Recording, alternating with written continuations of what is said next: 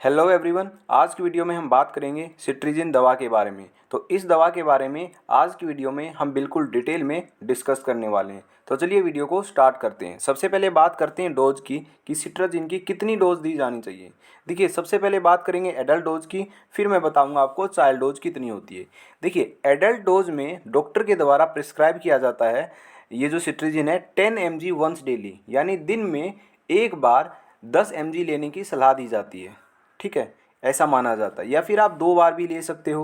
2 बार कैसे लोगे? 5 mg एक बार और 5 mg दूसरी बार, यानी कि दिन में, पूरे दिन में टोटल 10 mg लेने की सलाह दी जाती है। कहने का मतलब ये है। ठीक है, और देखिए, ये जो एडल्ट डोज है ये 20 mg तक भी जा सकती है। वो डिपेंड करता है पेशेंट की कंडीशन पर कि पेशेंट को कितनी ज़्यादा तकलीफ़ है, कितनी ज़्यादा उसको बीमारी है। तो डॉक्टर के द्वारा पेशेंट की कंडीशन को देखकर इस डोज को बढ़ाया भी जा सकता है, 20 mg तक भी किया जा सकता है।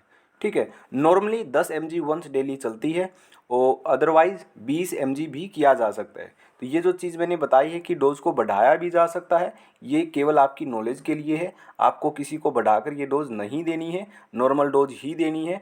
ठीक है, ये डॉक्टर पे डिपेंड करता है कि डॉक्टर कैसे देगा उसको। ठीक है, पेशेंट की कंडीशन को देख के।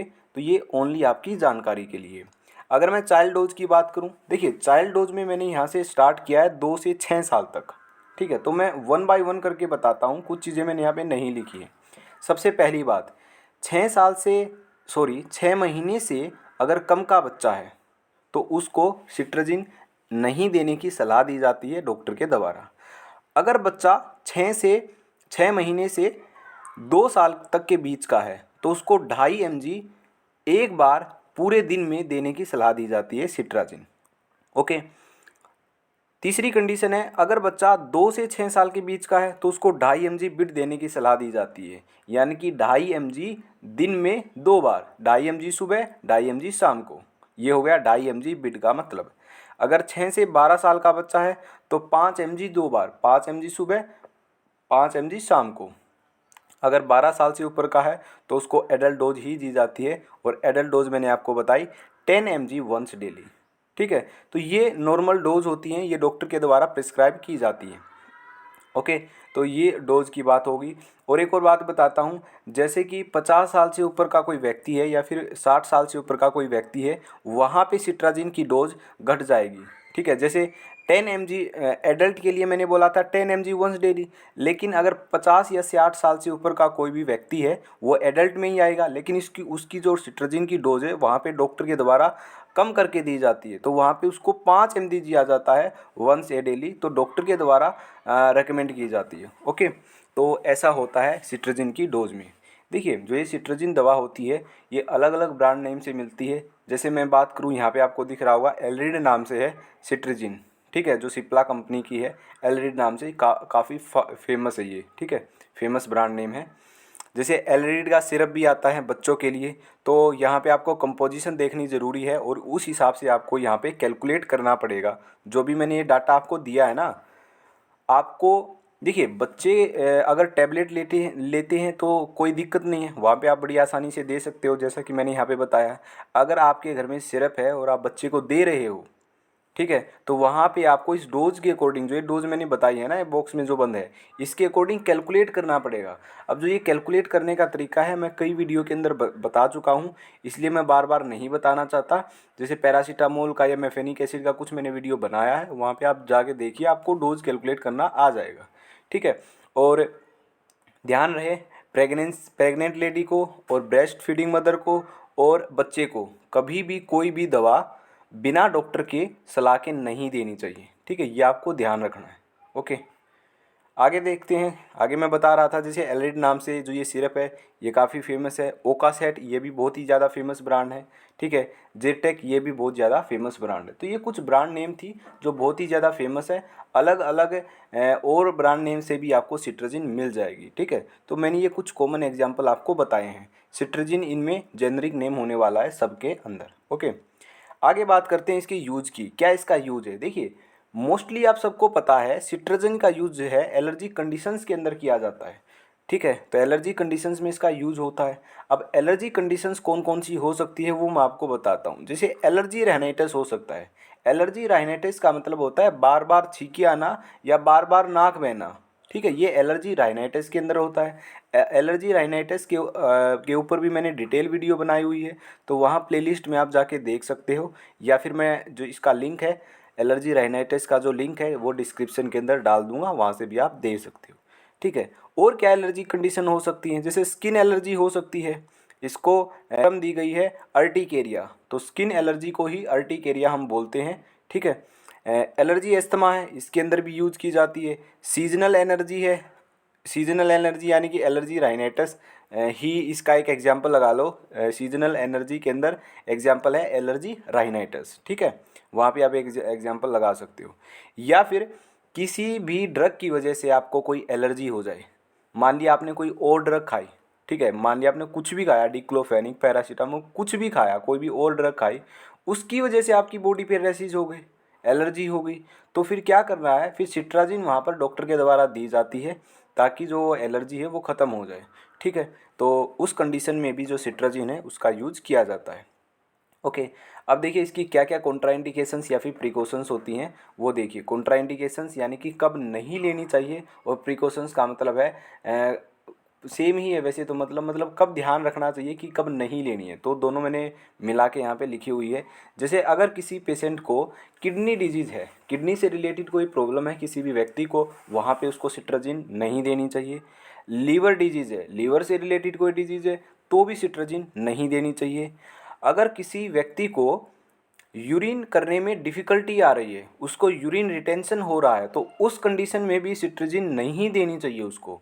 प्रेगनेंसी में नहीं देनी चाहिए सिट्राजिन। लैक्टेशन यानी कि जो ब्रेस्ट फीडिंग मदर होती है उनमें भी सिट्राजिन नहीं देनी चाहिए।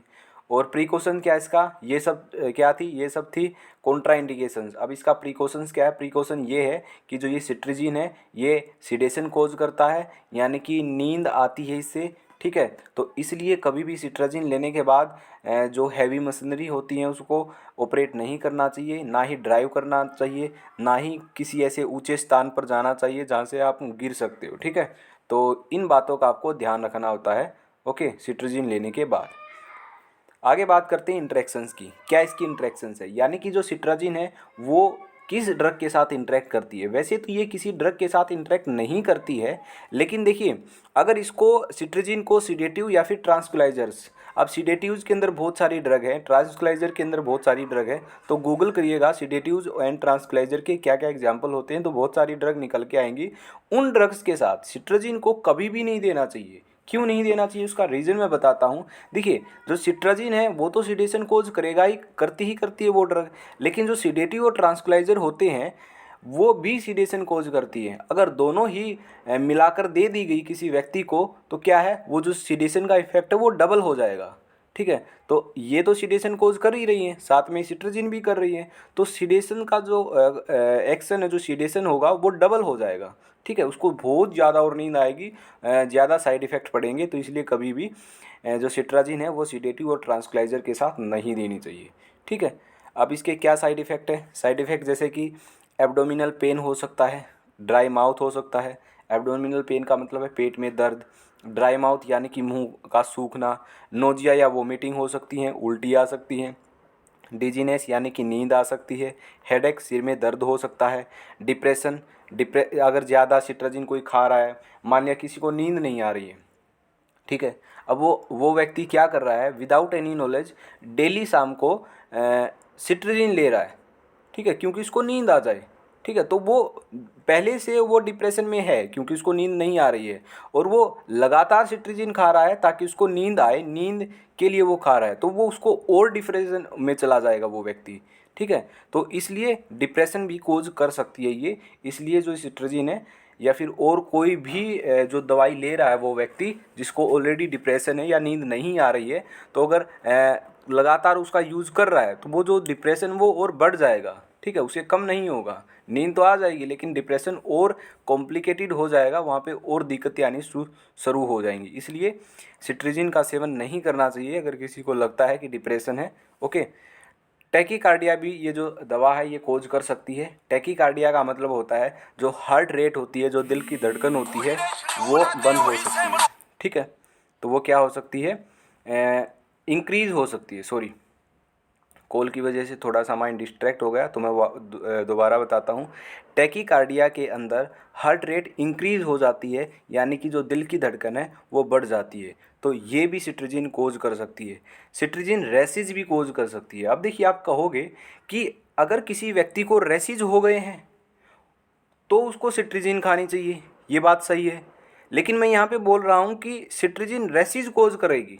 क्यों कोज करेगी? अगर कोई व्यक्ति ज़्यादा ही सिट्रजिन खाता है या फिर सिट्रजिन से ही एलर्जी है, वो रैसेज को कोई उसने अदर ड्रग खाई और उससे उसको एलर्जी है, ठीक है, या उसकी बॉडी पे रैसेज हो गए हैं किसी कारण से और वो सिट्रजिन खा रहा है, उसको सिट्रजिन से ही एलर्जी है। समझ रहे हो? अगर उस बंदे को सिट्रजिन से ही एलर्जी है और उसको ऑलरेडी रेसिज है, वो सोच रहा है कि मैं सिट्रजिन खाऊंगा और मुझको रेसिज ठीक है, नहीं, वहाँ पे उसको और रेसिज होंगे, क्योंकि उसको एंटी हिस्टामिनिक्स ग्रुप की जो दवा होती है उनसे एलर्जी है। सिट्रजिन जो है वो एक एंटी हिस्टामिनिक ग्रुप की दवा है, इसलिए कभी भी सिट्रजिन एंड अदर जो एंटी हिस्टामिनिक्स हैं उनके साथ नहीं लेनी चाहिए।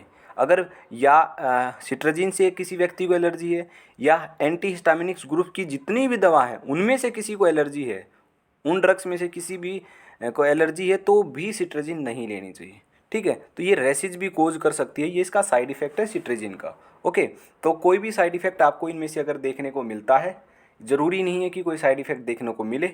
नींद तो सीडेशन तो ये कोज करती ही करती है सिट्रजिन, किसी में थोड़ा करती है, किसी में ज़्यादा करती है, लेकिन सिडेशन ज़रूर कोज करती है, ठीक है। अगर इनके अलावा कोई भी साइड इफ़ेक्ट देखने को मिलता है तो आप ये जो सिट्रजिन है ये बंद करो, आगे इसका सेवन बंद करो और तुरंत डॉक्टर से जाके मिलो, ठीक है, फर्दर ट्रीटमेंट के लिए। ओके, तो ये इसके साइड इफ़ेक्ट थे। ओके, तो ये थी आज की हमारी वीडियो। अब मैं एक और बात बताता हूँ, जैसे सिट्रजिन है वो तो एलर्जी के लिए यूज़ करते हैं, लेकिन एक और आती है लेवोसिट्रजिन करके, वो भी एलर्जी के लिए यूज़ करते हैं। अब जो लेवोसिट्रजिन है वो ज़्यादा बेनिफिशियल है एज़ कम्पेयर टू सिट्रजिन, क्योंकि अगर आपने 10 mg सिट्रजिन ली है और दूसरा व्यक्ति है उसने 5 mg सिट्रजिन ली है, तो दोनों व्यक्ति के अंदर सेम काम करता वो, ठीक है। यानी कहने का मतलब ये है, लेवोसिट्राजिन जो है वो हाफ डोज पे इफेक्टिवली काम करती है as compared to cetirizine. Okay, और लेवोसिट्राजिन के साइड इफ़ेक्ट भी कम होते हैं एज कंपेयर टू सिट्राजिन। तो इसलिए लेवोसिट्राजिन और सिट्राजिन दोनों को अगर मैं कंपेयर करके बताऊं कौन सी बेस्ट है, तो लेवोसिट्राजिन बेस्ट है, वो आप लो, ठीक है, क्योंकि वो हाफ डोज पे ज़्यादा इफेक्टिव है और उसका साइड इफ़ेक्ट भी कम है, ठीक है। तो ये बात मैंने आपको बता दी। हालांकि मैं लेवोसिट्राजिन पे वीडियो या तो मैं नेक्स्ट वीडियो ही लेके आऊँगा, या फिर देखते हैं 2-3 वीडियो के बाद तो लेवोसिट्राजिन पे भी मैं वीडियो बना दूँगा, ठीक है। तो आज की वीडियो में इतना ही। आई होप आपको समझ में आया होगा, ठीक है। तो चलिए मिलते हैं नेक्स्ट वीडियो के अंदर।